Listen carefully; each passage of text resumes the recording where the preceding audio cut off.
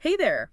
Welcome back. You ready to kind of dive into some more personal growth stuff? Looks like we've got a bunch of articles and book excerpts all about, thoughts and feelings and how to manage them. I feel like that's something we could all use a little help with, right? Yeah, for sure. I mean, it's something everyone deals with. Yeah, totally. Yeah. And I think one of the most interesting things that we've got here is from this book, Don't Believe Everything You Think by Joseph Nguyen. I gotta say, that title itself, I mean, it really kind of grabs me. It does make you think, huh? It does, right. So let's kind of dig into Nguyen's whole approach here. He's basically saying that our thinking is like at the root of so much of our suffering, which is kind of a bold statement when you think about it. It is, but he's not the only one who thinks this way. You also shared that quote from Sydney Banks. Thought is not reality yet. It is through thought that our realities are created. And I feel like that really kind of gets to the core of how our thinking shapes our experiences in the world. So it's like our thoughts are the lens that we're using to see the world. So even if you have two people, let's say they're in the same coffee shop, they could be having completely different experiences just based on what they're thinking. You know what I mean? Like one person could be totally stressed out about their to-do list, and the other person is just enjoying the moment. Exactly. The coffee shop itself, it's neutral. It's our thinking that adds all the stress or the enjoyment. And Nguyen takes this idea even further. He has this thought experiment where he asks us to imagine 100 people, and they're all asked to share their opinion of, let's say, the president. Oh boy. That's a recipe for a lot of different opinions. Right. And that's his point. You would get 100 different perspectives. Each one is kind of filtered through that person's beliefs and their own experiences. Yeah. And it just highlights how our thoughts really create our reality, even when we're all dealing with the same external situation. So it's not the president himself, it's our thoughts about the president. This reminds me of one time I was like freaking out about this presentation I had to give at work, and it was like days away, but I was already getting anxious just thinking about it. And it was just like my thoughts were creating all this anxiety, even though the actual event hadn't happened yet. That's a perfect example of what Nguyen calls the second arrow. Something happens in life, right? Maybe you get some tough feedback, or like you said, you have this presentation coming up. And that's like the first arrow, that initial pain. Right, which you can't always avoid. Right. But then what we do is we add a second arrow on top of that. It's our reaction to that first arrow. And that reaction, that's all fueled by our thinking. Like we start replaying the event in our minds, or Right. we imagine the worst case scenario, and then we start judging ourselves, and all that just creates this cascade of suffering. It's like we're shooting ourselves with a second arrow of negativity, just to make things worse. Exactly. And Nguyen would probably say that most of us do this a lot. He uses the example of someone who hates their job. So even when they're at home with their family, just the thought of work triggers stress. And it's not the actual work that's causing the stress in that moment. It's the thinking about work. So like with my presentation, even though I wasn't at work, my thoughts about the presentation were like making me stressed at home. It makes you wonder, if we could just get rid of all that thinking, who would we be? How would we see the world differently? That's the question Nguyen wants us to ask. And he uses this Zen story to illustrate this point. It's about this young monk who keeps getting angry at things that are disturbing his meditation. Hmm. And he thinks it's those external things that are the problem. But I bet he figures out that it's his reaction that's causing the anger. You got it. And I think that's such an important thing for all of us to learn. We can learn to just watch our reactions without getting so caught up in them. I think we can save ourselves a lot of suffering.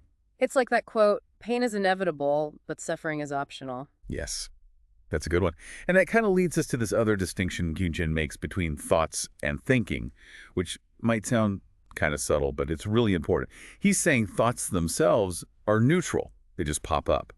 It's when we engage in thinking, when we start to analyze, judge, overthink things, that's when it goes south. Okay, so can you give us an example of this whole thoughts versus thinking thing? Sure. Imagine I ask you, what's your dream vacation?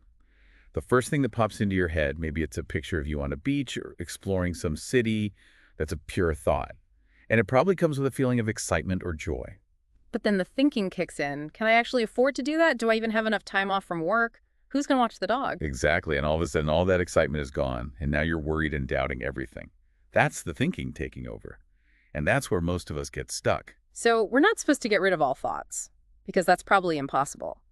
It's more about recognizing when our thinking is making us miserable and learning to just step back from it. You got it.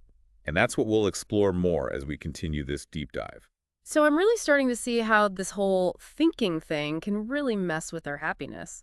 But if our natural state is joy, like Nguyen says, then why do we get stuck in these negative thought patterns? That's the big question, right? Yeah. Nguyen uses this analogy of a bowl of water. It's all murky, and if you keep stirring it up, the water just stays cloudy. But if you just let it sit there, eventually all that dirt settles to the bottom and the water clears up. So you're saying we need to stop stirring up our thoughts and just let them be. Exactly. It's like we're so used to overanalyzing everything, thinking about everything so much that we forget our minds can actually be still and clear. This makes me think about that mindfulness article you shared. They were saying how it's important to just notice your thoughts without judging them. It seems like Nguyen's saying the same thing, right? Yeah, definitely. Actually, Nguyen says we can't stop thinking completely, Uh-huh. but we can become more aware of it and give our thoughts space to settle. He even suggests things like meditation and mindfulness practice to help with this. Okay, so it's not about like having no thoughts at all. It's about learning to manage them better. What about when we have like really strong emotions, like anger or fear? Those can feel so overwhelming, like they take on a life of their own. Yeah, those intense emotions can definitely feel powerful, like they're sweeping you away. Mm. Nguyen has another great analogy for this. He says it's like quicksand. Okay, I like where this is going. How is it like quicksand? Well, think about it. If you get stuck in quicksand, the more you struggle and fight against it, the deeper you sink. And it's the same with our emotions. When we resist them, try to push them away, or fight them, we often end up making them even stronger. It's like what we resist persists, right? Exactly. The key is to just acknowledge the feeling, let yourself feel it, but don't get all caught up in the story that our mind is creating about it. You know what? I realize I tend to do that a lot. Like if something upsets me, I just keep replaying it over and over in my head. It's like I just get stuck. Yeah, that's a super common thing to do, and it's like Nguyen's second arrow in action. But what if instead of getting lost in all those thoughts, we can just watch them go by? You know, That sounds really hard, but also really freeing. it is. It takes practice. But eventually we can learn to separate ourselves from our thinking and find a deeper sense of peace. And this brings us to another interesting idea from Nguyen's book. He says that our natural state is joy. Okay, if that's true, why do we experience so much suffering? Well, Nguyen says it's because we've been conditioned to believe that happiness is something we have to earn or achieve.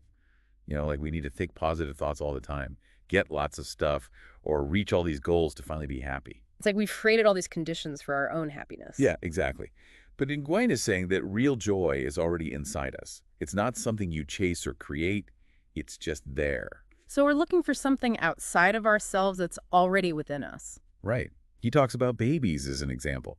They're naturally joyful and content until they start getting conditioned by the world around them. That's true. They're like experts at living in the moment. They don't have all the baggage we adults do. That's what Nguyen is encouraging us to reclaim. That childlike sense of wonder and joy. It doesn't matter what's going on around us. It's always there. That's a nice thought, but I have to be honest, I'm a little skeptical. Can we really be joyful all the time? Even when things are tough? That's a good question, and Nguyen actually addresses that directly. He knows that life is going to throw us some curveballs. There will be loss, disappointment, and pain. But he's saying that even in those difficult times, we can still find this sense of peace and well-being inside of us. So it's not about pretending we're not feeling those things. It's about finding this inner strength and peace so we can get through those tough times. Exactly. He even talks about this thoughtometer analogy. He says the more thinking we do, the higher our stress levels are. And when we think less, we create more space for those natural feelings of joy and peace to come out. I see how this all fits together now. If our thinking is what's causing a lot of our suffering, then maybe learning to quiet our minds is the key to being happier. That's basically what Nguyen is getting at. He wants us to question our ideas about happiness. Yeah. What if real joy isn't a goal, but a way of being that's already available to us right now? That's pretty powerful. It is.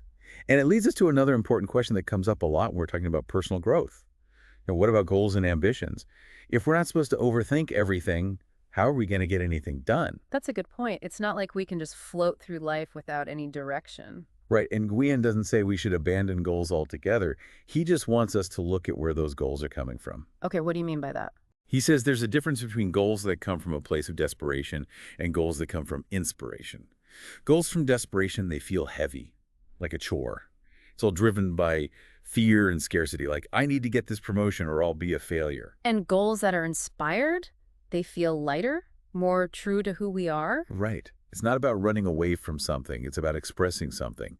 They line up with our values, passions, and what we're good at. I was thinking about that article on finding your purpose. It said it was important to know your core values and make sure your actions matched those values. It sounds a lot like Nguyen's idea of inspired goals. Yeah, totally. They both point to living a more authentic life, to help people figure out their inspired goals. Nguyen asks this question. Imagine you had infinite money. You'd already traveled everywhere, you had zero fear, and nobody cared about what you did. What would you do? What would you create? Wow, that's a really powerful question. Makes you think beyond all the external stuff. It does. And the answers you get, those are often the seeds for those inspired goals, the things we would do just for the joy of it. This reminds me of something else you shared, that story from Nguyen's book about his girlfriend. He kept asking her why she loved him, and she just said, I don't know, I just do. I love that story. Ugh. It shows this deep truth about love and maybe even about life itself. It's not about the reasons or the conditions, it's just a state of being. And isn't that true for creating things too? Mm, When we create from a place of love and inspiration and we don't worry about the outcome, that's when amazing things happen. exactly.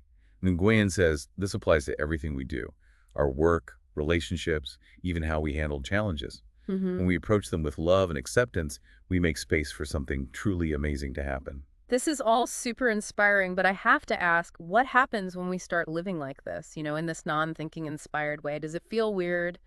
Do we start to worry that we've lost our drive? It's a good question. And Nguyen admits that it can definitely feel strange at first. We're so used to thinking that thinking is how we succeed, how we even survive. So Yeah. letting go of that control can be unsettling. So it's like we're stepping out of our comfort zone and trying out this new way of being, and it challenges everything we thought we knew about how the world works. Yeah, exactly. And Nguyen says our ego, that voice of thinking, it'll try to grab back control. It might say, something's wrong. You're not working hard enough. You're going to fail. So what do we do when that inner critic starts talking? Nguyen says we need faith and trust, especially as we're going through this change. He wants us to have a beginner's mind, to be open and curious as we explore this new way of living. Like we're learning to trust a different kind of intelligence, something beyond our own limited thinking. Exactly. And he also emphasizes that this is a process, not a one-time fix. We'll still have those moments of doubt and fear, but the key is to see them as just thoughts, not reality. It's like we're building a new muscle, the non-thinking muscle. That's a great way to put it. And as that muscle gets stronger, we become more resilient, less reactive, and better able to access that peace and joy that's already inside us. So it sounds like learning to quiet the mind, tap into that deeper wisdom, that's the key to having more peace and joy. But I'm wondering, is there a risk we might become like passive, unmotivated, if we're not always striving and pushing ourselves? Yeah, a lot of people worry about that. And Nguyen actually talks about that. He says it's not about being lazy or just giving up. It's more about changing our energy. Instead of forcing and striving, we allow and receive. I see what you mean. So it's like we're not paddling upstream anymore. We're just letting the current carry us. Exactly. And, Nguyen reminds us that a lot of the most brilliant people in history understood this. Like Thomas Edison, Albert Einstein, they knew the power of non-thinking. Edison would take naps to solve problems, just let his subconscious work things out. And Einstein would play the violin to clear his head and get new ideas. So even these great thinkers, they knew there was a time for focusing and a time for just letting go and letting inspiration come through. Yeah, for sure. And Nguyen says we can all benefit from having more non-thinking time in our lives. He even has this three-step process for getting what he calls divine downloads.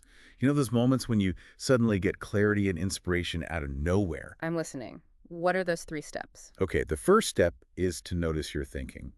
Just be aware when you're caught up in those mental loops, those negative thought patterns that just create suffering. It seems like awareness is a big theme here. It really is. The second step is to surrender control. That can be a hard one for people, but it's really important. We have to let go of the need to figure everything out, to make things happen exactly how we plan them. So we need to have trust, both in ourselves and in something bigger that's guiding us, even if we can't see it. You mentioned intuition before. Where does that fit in? Intuition's a powerful tool. It can help us find those inspired goals and handle life's challenges more smoothly.